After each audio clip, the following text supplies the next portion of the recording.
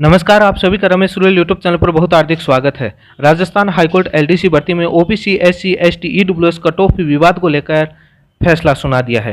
क्या फैसला दिया है, आप इस वीडियो को पूरा जरूर देखें। और विवाद क्या है, यदि चैनल पर पहली बार जुड़े हैं तो चैनल को सब्सक्राइब करें। सबसे पहले विवाद पर बात कर लेते हैं, उसके बाद फैसले पर बात करते हैं। आप सभी को मालूम है कि राजस्थान हाईकोर्ट एलडीसी भर्ती में ओबीसी ईडब्ल्यूएस एससी एसटी की कट ऑफ सामान्य से ज़्यादा रखेगी। उसके बाद मामला हाईकोर्ट में गया, हाईकोर्ट में याचिका लगी और डबल बेंच में डायरेक्ट याचिका लगी। इस मामले की सुनवाई हुई और 23 मई को इस मामले की सुनवाई करते हुए फैसला सुरक्षित रखा गया। आज उस फैसले को राजस्थान हाईकोर्ट डबल बेंच ने सुना दिया है। क्या फैसला दिया है आप वो देखिए। क्या न्याय दिया है या अन्याय दिया है, और न्याय देकर भी अन्याय कैसे किया है वो भी देखिए। और यदि चैनल पर पहली बार जुड़े हैं तो चैनल को सब्सक्राइब करें। क्या फैसला दिया है आप पूरा देखिए। ये आपको याचिका लगी थी और तमाम याचिकाएं आपकी कनेक्टेड हैं, आप देख रहे हैं। और अब बात करते हैं कि वकील कौन से थे। इस मामले में जो पिटिशनर की तरफ से पैरवी करने वाले वकील सीनियर एडवोकेट आर.एन. माथुर थे और तमाम एडवोकेट थे। अब रेस्पोंडेंट की तरफ से जो पैरवी करने वाले सीनियर एडवोकेट राजेंद्र प्रसाद जी और सीनियर एडवोकेट थे, मतलब दोनों तरफ से सीनियर एडवोकेट थे। जो फैसला अभी जो 23 मई को जो सुरक्षित किया गया था और ऑर्डर पास किया गया, जजमेंट नहीं दिया गया, ऑर्डर पास किया गया। और जो एक्टिंग जो चीज़ें हैं, महेंद्र मोहन श्रीवास्तव और अनिल कुमार जस्टिस महोदय दोनों ने अपना ऑर्डर पास किया है, ये जजमेंट नहीं है। और आपको मैं बताना चाहूँगा कि स्टे के लिए प्रेयर की गई, बट स्टे नहीं दिया गया है। और जो जजमेंट दिया गया है वो आपके ये आप पढ़ रहे हैं, आप इसको वेबसाइट से जाकर डाउनलोड कर सकते हैं। और मैंने आपको बताया था, मैंने इस विवाद को लेकर जो वीडियो बनाया था मेरे चैनल पर, आप जाकर के देख सकते हैं। मैंने 2 फैसले बताए थे। 2 फैसले कौन से बताए थे, एक यूपी का सौरभ यादव का केस बताया था और एक दूसरा मैंने मध्य प्रदेश की हाईकोर्ट का फैसला बताया था। ये मध्य प्रदेश के हाईकोर्ट के फैसले को आधार माना है, आप देख सकते हैं। और जो मैंने बताया था कि इस बेंच के फैसले को रिपोर्टेबल जजमेंट था मध्य प्रदेश हाईकोर्ट का, जो इंदिरा साहिनी जजमेंट को आधार बनाकर दिया गया, उसी बेस पर आज कुछ न्याय मिला है। लेकिन न्याय देकर भी अन्याय किया गया, वो भी देखिए आप कैसे दिया गया। ये इंदिरा साहिनी जजमेंट का भी इसमें चर्चा की गई है, और लेकिन न्याय देकर भी अन्याय किया गया वो भी आप देखिए। हिमाचल प्रदेश के जजमेंट की भी चर्चा की गई है और आरपीएससी के जजमेंट, कई जजमेंट की चर्चा की गई।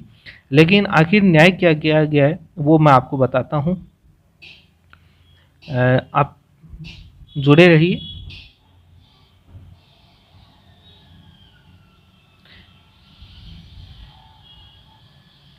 हाईकोर्ट ने इस फैसले में ये दिया है कि हमने मान लिया कि आपको शामिल करेंगे, लेकिन ओबीसी एससी एसटी वालों को शामिल, जो सामान्य कट ऑफ से जो ज़्यादा हैं उन सभी को शामिल कर लिया है, लेकिन किया ओनली पिटिशनर को है। हाईकोर्ट ने कहा है कि we find that division bench, high court ने यहाँ से जजमेंट मेनली लिखा है कि we find that division bench Allahabad high court का फैसला लिखा है, और साथ में मध्य प्रदेश जबलपुर हाईकोर्ट का जो फैसला, 2 आधार जो बताए हैं।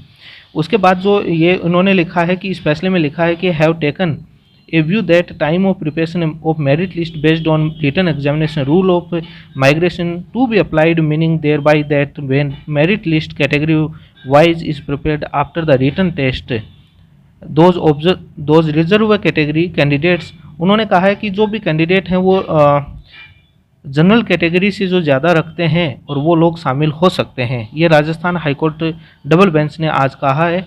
और उन्होंने कहा है कि हम इस बात से एग्री हैं कि जिनके भी जनरल कैटेगरी से ज़्यादा नंबर हैं, ओबीसी एससी एसटी ईडब्ल्यूएस, वो एलिजिबल है। बट उन्होंने, राजस्थान हाईकोर्ट ने इस फैसले को देते हुए कहा कि हम इस टाइम पर ये हम सेटल करते हैं जो रिजर्व कैटेगरी के हैं, जो एज का और इनकी छूट नहीं ले रखी है, और जो मिनिमम क्राइटेरिया पास कर रहे हैं, ओपन कैटेगरी की जो कट ऑफ पास कर रहे हैं वो शामिल हो सकते हैं। और उन्होंने कहा है कि ये जो आर्गूमेंट जो किए हैं ये पिटिशनर वाले हैं, ये आपके जनरल कैटेगरी से ज़्यादा मार्क्स नहीं ला पा रहे, और जो पिटिशनर जो ला रहे हैं, और उन्होंने कंसिडर किया है in view of above consideration at this stage we are inclined to allow provisionally on those petitioners in the appropriate writ petition of computer test. High court ने कहा है कि ओनली हम पिटिशनर को ही अलाउ करेंगे जो इसमें याचिकाएं लगी हैं, और उन याचिकाकर्ताओं के जो रिजर्व कैटेगरी से हैं और उनके जनरल कैटेगरी से ज़्यादा मार्क्स हैं तो वो कंप्यूटर टेस्ट दे सकते हैं। उन्होंने कहा है बट आपको एज का और का रिलैक्सेशन नहीं लेना होना चाहिए, अदरवाइज तो आप उसी कैटेगरी में काउंट किए जाएंगे। ये हाईकोर्ट ने कहा कि इसी के साथ कहा कि जो रिजल्ट है पिटिशनर का वो भी डिक्लेयर नहीं किया जाएगा जब तक कोर्ट अनुमति ना दे।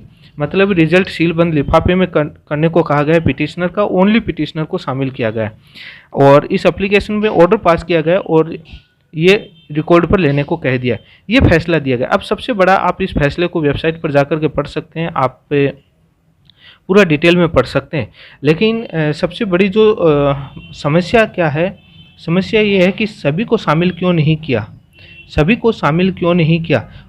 सीनियर वकील ऐसे नहीं उतरता, ये अब वकील की गलती नहीं है, ये जजों ने दिया, अपना स्वतंत्र होकर फैसला दिया, लेकिन ये न्याय देकर भी अन्याय किया है, न्याय देकर भी अन्याय किया है, न्याय पूर्ण रूप से नहीं दिया गया है। अभी कौन सी टाइपिंग टेस्ट हो गई थी, ये 20 दिन आगे खिसका देते, उसके बाद टाइपिंग टेस्ट करवा लेते, लेकिन जजमेंट मध्य प्रदेश और यूपी और सुप्रीम कोर्ट के ऐसे थे जिस पर ये मना नहीं कर पाए, शामिल तो इनको करना पड़ा कानूनी और संविधान रूप से, लेकिन ओनली पिटिशनर को शामिल किया गया। अब हाईकोर्ट में पिटिशनर की लाइन लग जाएगी, वकीलों की चांदी बन जाएगी और पूरा का पूरा मामला गड़बड़ा जाएगा।